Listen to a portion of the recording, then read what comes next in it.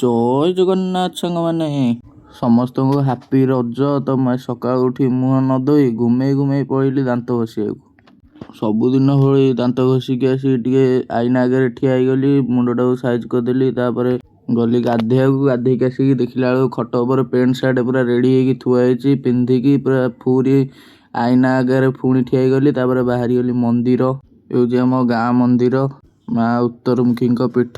ତ ଆଜି ରଜ ପାଇଁ ପୁରା ସଜାସଜି ହେଇଛି। ମୁଣ୍ଡିଆ ମାରିକି ବାହାରି ଗଲୁ ଦୋଳି ଫୋଳି ବନ୍ଧାବନ୍ଧି ଦେଖିବାକୁ।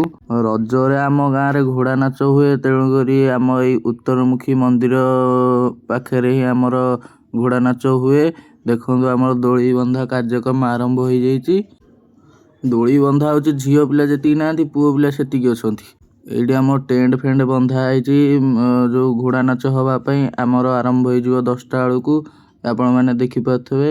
ଘୋଡ଼ା ନାଚ ତ ଏବେ ଆରମ୍ଭ ହୋଇନଥିଲା, ମୁଁ ଆପଣମାନଙ୍କୁ ଦେଖେଇ ପାରିଲିନି। ନେକ୍ସଟ ପାର୍ଟରେ ଆପଣମାନଙ୍କୁ ନିଶ୍ଚିନ୍ତ ଦେଖେଇବି। ତ ରହିଲି, ଜୟ ଜଗନ୍ନାଥ। ଆମେ ଏବେ ମନ୍ଦିରରୁ ଫେରୁଛୁ। Bye bye.